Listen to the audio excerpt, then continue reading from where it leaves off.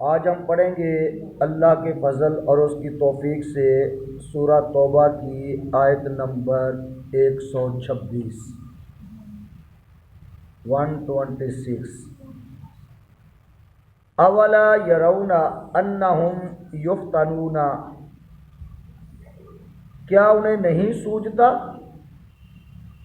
کیا وہ نہیں دیکھتے؟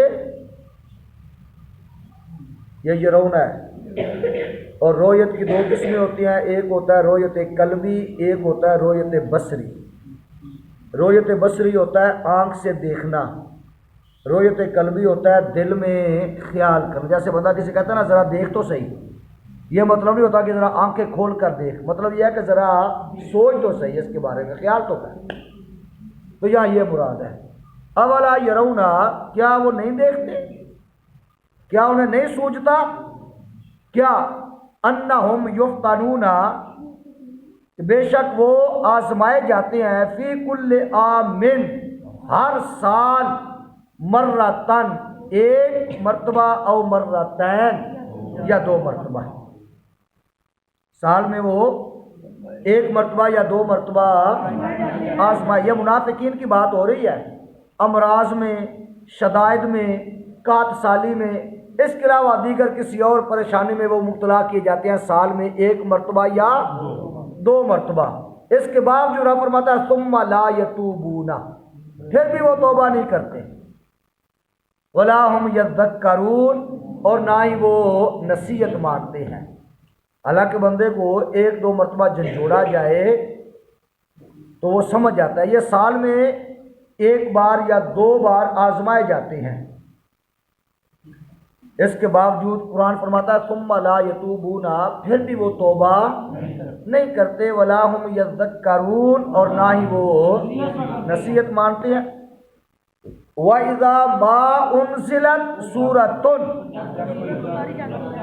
ہاں جب کوئی سورت اترتی ہے، نظر بعضهم إِلَى بعض، ان میں ایک دوسرے کو دیکھنے لگتا ہے، ان کا بعض کی طرف دیکھنے لگتا ہے۔ کیا مطلب اس بات کا؟ آنکھوں سے ایک دوسرے کو اشارہ کرتے ہیں کہ بھاگ۔ یہ منافقین کی یہ بھی ایک علامت ہے، جہاں بیٹھے ہوں گے نا کسی مجلس میں، محفل میں، جو ان کے موافق نہیں ہوگی بات، تو وہ اشارہ کرے گا چل یہاں سے نکل۔ نہیں سمجھ آ رہی بات؟ یہ ہے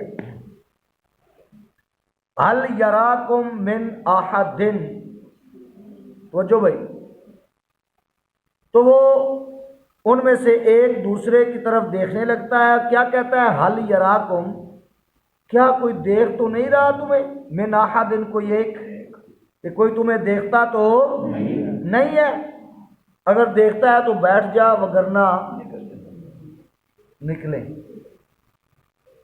ثم انصرفوا، پھر وہ پلٹ جاتے ہیں، پھر وہ پلٹ جاتے ہیں کفر کی طرف۔ صرف اللہ قلوبہم، اللہ نے ان کے دل پلٹ دیے، پھیر دیے اللہ نے ان کے دل، بِأَنَّهُمْ، بے شک وہ، قوم، ایسی قوم ہے، لا یفقہون، جو وہ نہیں سمجھتے، اپنے نفع ضرر کو وہ نہیں سوچتے، نہیں سمجھتے۔ آگے فرمایا لَقَدْ جَاءَكُمْ رَسُولٌ مِّنْ أَنفُسِكُمْ، البتہ تحقیق تشریف لائے تمہارے پاس، رسولٌ، وہ رسول، من انفسکم، جو تم میں سے ہیں، جو تم میں سے ہیں۔ اور وہ رسول کون ہے؟ نبی اکرم صلی اللہ تعالی علیہ وسلم۔ عربی ہیں، قریشی ہیں، جن کے حسب نسب کو تم خوب پہچانتے ہو کہ تم میں سب سے عالی نسب ہیں، اور تم ان کے صدق، امانت، زہد، تقوی، طہارت، تقدس اور اخلاقی عمیدہ کو بھی خوب جانتے ہو۔ اب یہاں آپ نے پڑھا انفسکم، ایک قرات میں ہے انفاسکم، کیا؟ فا کے فتح کے ساتھ ہے، انفاسکم۔ جب انفاسے ہو تو پھر اس کا معنی یہ ہوگا کہ تم میں سب سے نفیس ترین، ان پاسے اس میں تفضیل کا صیغہ ہے، لاسٹ ڈگری، جس میں معنی مصدری کی زیادتی ہوتی ہے۔ ان فاسے کو کہتے ہیں یہ بندہ بڑا نفیس ہے، تو اس کی لاسٹ ڈگری پہ لے جائے اس کو، اس میں تفضیل پہ لے جائے، جیسے احمد سب سے زیادہ حمد کرنے والا، اکبر سب سے بڑا، انفس سب سے زیادہ نفیس۔ اور اگر فا کے فتح کے ساتھ پڑھیں گے تو پھر مانا تم میں سب میں وہ کیا ہے؟ نفیس ترین ہے، وہ اشرف اور افضل ہے وہ۔ تو مفسرین کرام نے فرمایا اس آیا مبارکہ میں نبی اکرم صلی اللہ تعالی علیہ وسلم کی تشریف آوری یعنی آپ کے میلاد مبارک کا بیان ہے۔ ہم بھی یہی کہتے ہیں نا میلاد میں کہ حضور تشریف لے آئے، تو قرآن نے بھی یہ کہا لقد جاءکم، البتہ تحقیق تمہارے پاس تشریف لائے، یہ تو قرآن کہہ رہا ہے۔ اب قرآن نبی کا میلاد بیان فرما رہا ہے، ہم کریں تو بابی کو بڑا مروڑ اٹھتا ہے، یہ قرآن کہہ رہا ہے، نہیں بات کی سمجھ آ رہی؟ شرک کے فتوے لگاتا ہے جی تم نے یہ میں اپنے میلاد کیوں سجائی ہے؟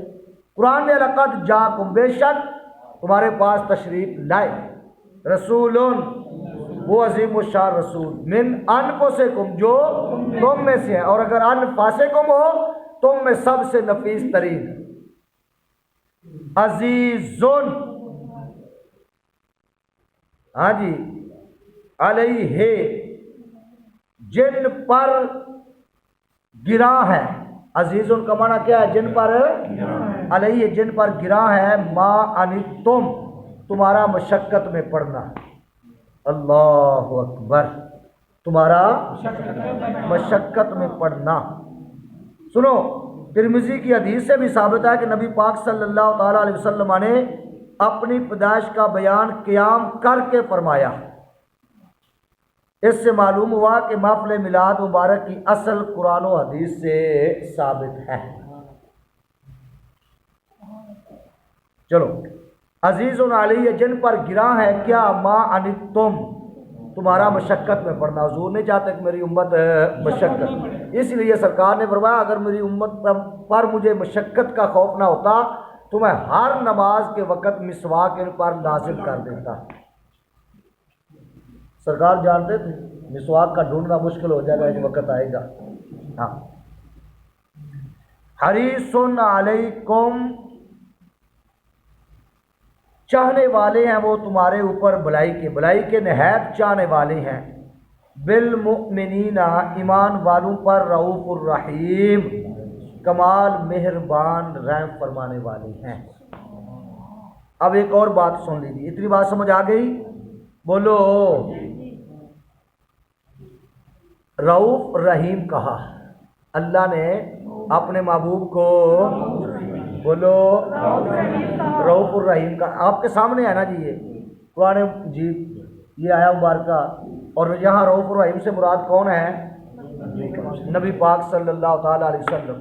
یہ آپ کی مسجد میں اللہ تعالیٰ کے 99 نام لکھے ہوئے ہیں، ان میں رؤوف الرحیم ہے۔ بولو، آپ نے پیچھے پڑھا اللہ تعالیٰ بڑا رؤوف ہے، پڑھا ہے نا؟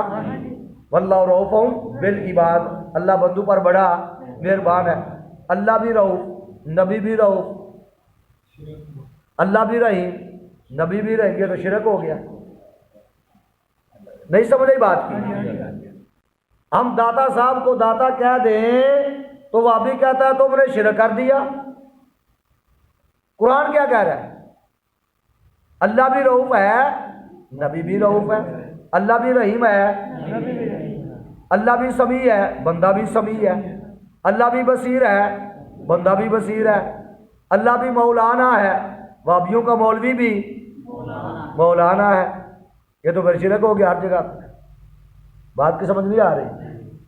اور بھائی لفظوں کے ہیر پھیر میں نہیں پڑھنا چاہیے، وہ حقیقی ذاتی طور پہ رؤوف الرحیم ہے، اس نے اپنے محبوب کو رؤوف الرحیم والی صفت عطا فرمائی ہے۔ جو کسی کے پاس خوبی ہے وہ اللہ کی عطا کرتا ہے، اور جو اس کی ہے وہ اس کی اپنی ذاتی ہے، اس کو کسی نے عطا نہیں کی۔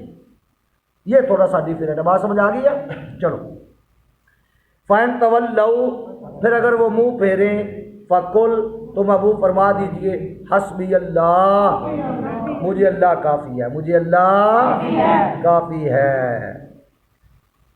کیا مطلب کہ اگر منافقین کفار آپ پر ایمان لانے سے اعراض کریں تو پھر آپ فرما دیجئے مجھے اللہ کافی ہے، لا الہ الا ہو، مگر وہی ہے، علیہ توکلت، تو میں نے اسی پر بھروسہ کیا، وَهُوَ رب العرش العظیم، اور وہ بڑے عرش کا مالک ہے، اور وہ بڑے عرش کا مالک ہے۔ بات سمجھ آ گئی؟ چلو